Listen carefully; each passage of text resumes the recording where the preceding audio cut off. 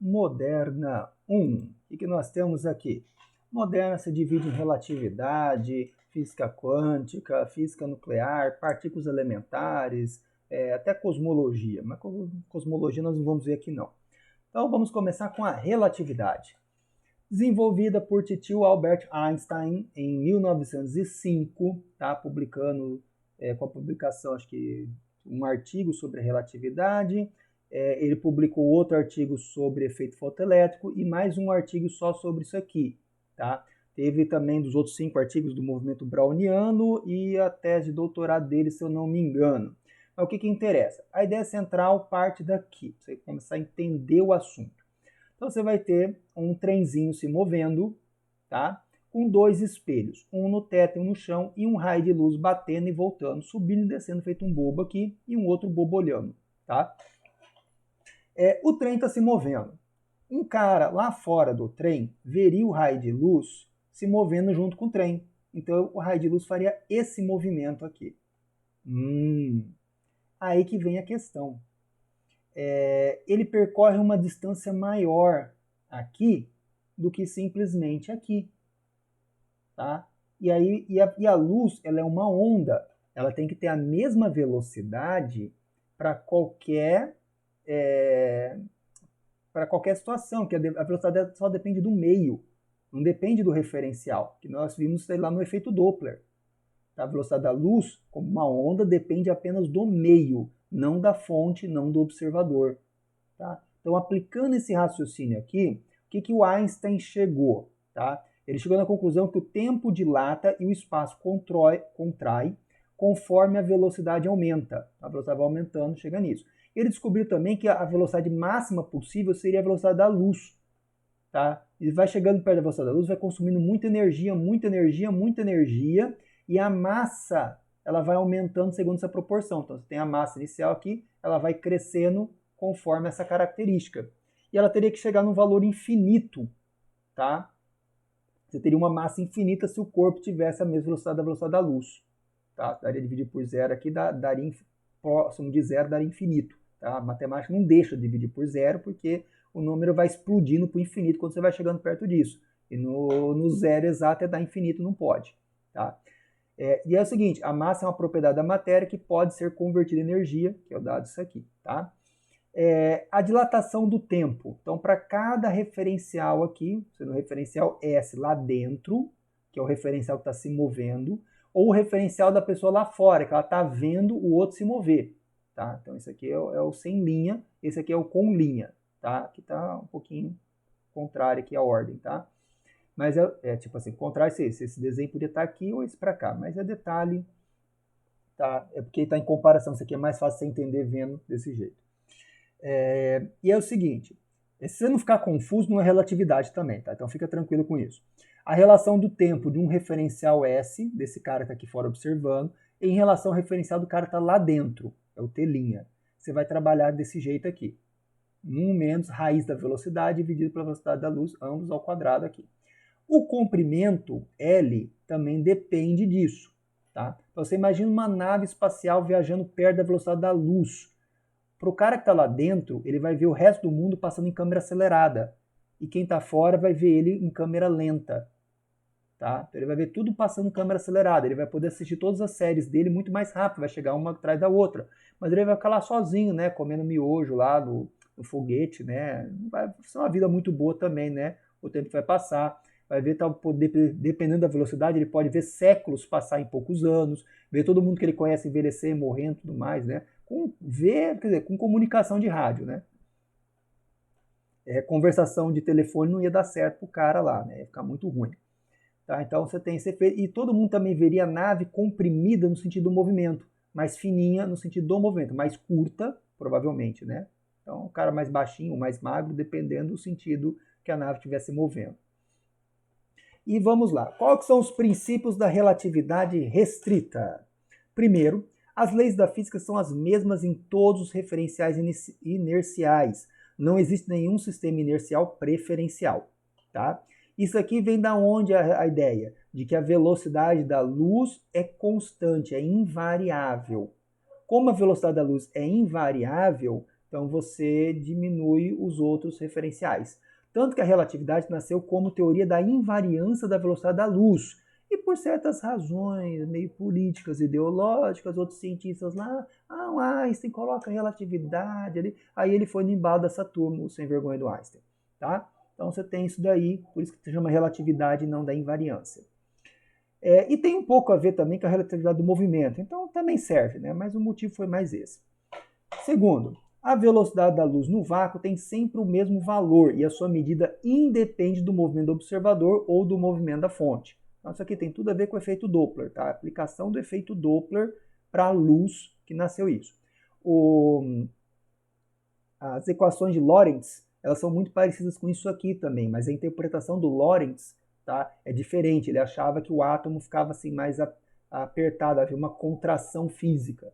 O Einstein não, ele entendeu que o espaço e o tempo se contraem, tá? Muda isso. Tá? Foi difícil para ele aceitar essa mudança, por mais absurda que seja, né?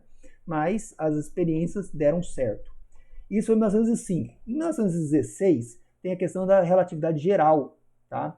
Que já é muito mais complexa, muito mais pesada. E o Einstein não trabalha só com a questão da velocidade, ele trabalha com a aceleração. Tá? É aí que muda. Relatividade restrita, só com velocidade. Relatividade geral já entra com aceleração, inclusive com aceleração gravitacional. Tá?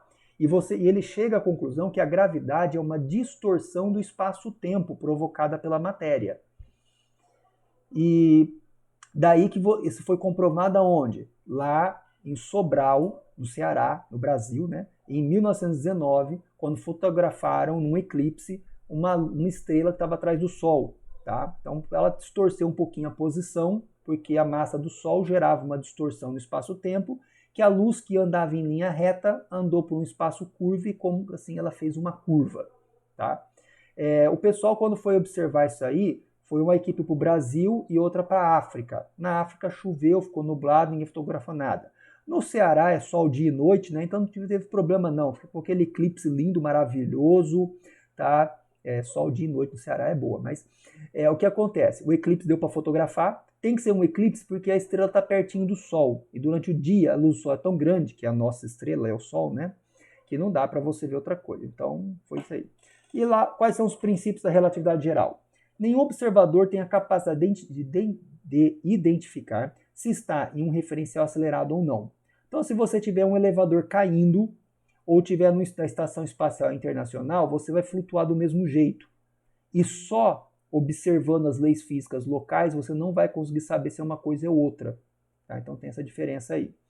Você não tem como gerar gravidade zero aqui na Terra. O que você pode fazer? Só caindo mesmo. Tá? Então você vai treinar gravidade zero, astronauta, o que ele faz? Vai num avião que voa bem alto, cai um pouquinho, depois levanta voo, cai um pouquinho, então o avião está lá voando, cai um pouquinho, levanta voo, tá? Aceleração forte ali, né? Depois ele cai alguns segundos, levanta para não bater no chão e vai assim numa certa altura, um avião adaptado para isso. Cheio de colchão dentro nas paredes, né? Sem poltronas, né? E o astronauta ali. De vez em quando alguém vomita, é meio complicado desviar do vômito, né? O Marcos Pontes contou essas histórias. Segundo princípio, tá? O da equivalência. Para todos os aspectos, o efeito de se estar acelerado ou sob a ação do campo gravitacional são equivalentes. Tá? Então ele vai tirar essa formação e vai trabalhar com isso. E aqui nós vamos poder brincar em relatividade sobre o espaço-tempo de Minkowski. Hermann Minkowski foi um professor do Einstein na faculdade. Ele não dava muita bola para o Einstein, que o Einstein não é muito para aula não, né? Meio folgadinho nisso aí. Mas depois do trabalho ficou bom, o Minkowski deu valor para ele e trabalhou no mesmo setor também, tá? Ele vem falar o seguinte, que é a questão da simultaneidade. Dependendo da velocidade do referencial, um evento é simultâneo ou não. Então, por exemplo, esses dois eventos R1 e R2, para o referencial W aqui, ele é simultâneo. Mas para o outro referencial com outra velocidade, ele vai ver um e depois vai ver o outro. Então, você vai ter um referencial diferente. Esses daqui, para o referencial W, não são simultâneos, mas para o referencial W' são simultâneos. Tá? E a ideia dele é o seguinte, como Einstein já explicou que o espaço-tempo é interligado, tá? Então o que acontece? O tempo é a quarta dimensão. Então o espaço tem 3 dimensões: largura, profundidade e altura. Tá? Comprimento, largura e espessura, né? Comprimento, largura e espessura, desse jeito. E o tempo é a quarta dimensão. Aí o que o Minkowski fez? Ó, quando você tem dois, ó, teoremazinho de Pitágoras aqui, né? Então o espaço vai ser isso aqui, x, y. Você tem 3 dimensões, x, y, z. E quando você tem 4 dimensões? O tempo entra no meio dessa história, que ele é o w.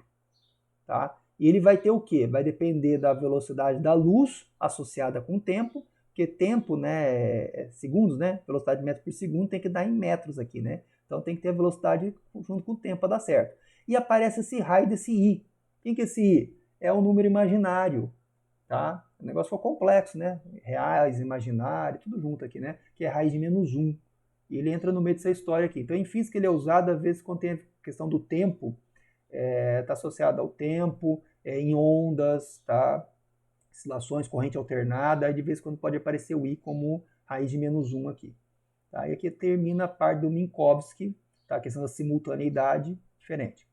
Vamos entrar agora em física quântica. Todo esse pacote aqui é física quântica. Bem, a física quântica nasceu com Max Planck em 1900.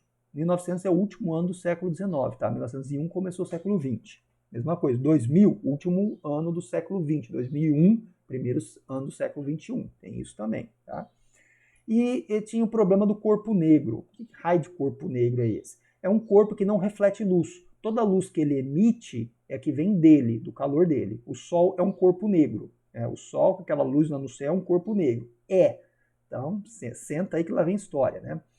Por quê? Porque a luz, ele absorve, toda a luz chega nele, ele não reflete. Por isso que ele é considerado negro nessa classificação, nesse jeito de falar, tá? Mas ele emite luz, luz dele, só dele que ele emite, ele não reflete, tá? A luz branca, um corpo branco é porque ele reflete todas as cores que batem nele. Um corpo preto, um corpo negro, é que ele absorve todas as cores que batem e chegam nele, que é o caso do Sol também.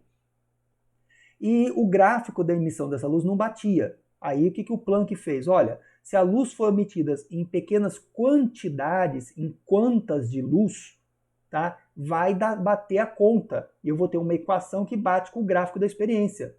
Tá? E qual fórmula que nasceu dessa relação lá? Isso aqui, que a energia é uma constante vezes a frequência. Então você tem essa constante que é a constante de Planck. Tá? Deixa eu ver onde eu coloquei o valor da constante de Planck. Aqui, tá? Não podia estar faltando. Constante de Planck, 6,6310 a menos 34 joules por segundo, não por segundo, joule segundo, multiplicação. Tá? Isso aqui é fundamental, constante de Planck, tá? Que define isso aqui. De acordo com a frequência do fóton, que é um pacotinho de onda eletromagnética, vai ser energia. Onde que vai vir esse pacotinho? Cada pacotinho depende do quê? Do movimento de um elétron caindo um orbital atômico. Ele caiu ali, a energia desse orbital é a energia que foi emitida e tem a ver com a frequência dele. Então, dependendo do orbital que ele cai, é a frequência que ele vai estar emitindo. Um fóton absorvido, ele levanta o elétron aqui. Tá? Aí às vezes fica instável, aí ele cospe ou ejacula o teu fóton ali e você vai ter esse processo aqui, tá? Emissão e absorção de luz. Vale também aquela equação lá de velocidade, comprimento de onda vezes a frequência. Então, no meio que você tiver ele se propagando, a velocidade dele, a luz no vácuo é 3,10 metros por segundo. E você pode descobrir a frequência também. E a temperatura da fonte? O Boltzmann chegou nessa fórmula aqui, que a frequência de pico que estiver sendo emitida, dividido pela temperatura, é igual a essa constante aqui, temperatura em Kelvin. Tá? Então, você descobre qual que é a temperatura do Sol, por exemplo. Tá? Você pega lá a frequência do Sol, a luz do Sol, passa por um prisma, tá? Vê lá quais os pedacinhos do arco-íris está faltando, compara com os gases da Terra e você descobre dos materiais aqui da Terra, você descobre o que o Sol é feito, que é basicamente hidrogênio e hélio. Pega a frequência de maior intensidade, tá? Você analisa a frequência ali daquele arco-íris faltando uns pedaços, qual é a frequência mais intensa? Joga a frequência nessa conta e você vai ter a temperatura aqui, que é a da superfície do Sol.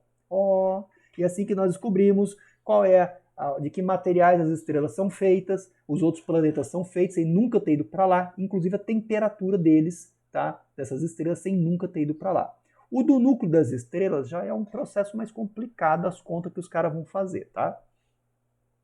E agora nós chegamos na dualidade onda-partícula de Louis de Broglie, tá? Francês, que falou o seguinte, olha, toda partícula, na verdade, é um pacotinho de ondas. Ele não falou exatamente isso, né? Ele falou que a partícula tem essa dualidade. Uma hora é partícula, uma hora é onda, depende da forma que você observa ela, tá?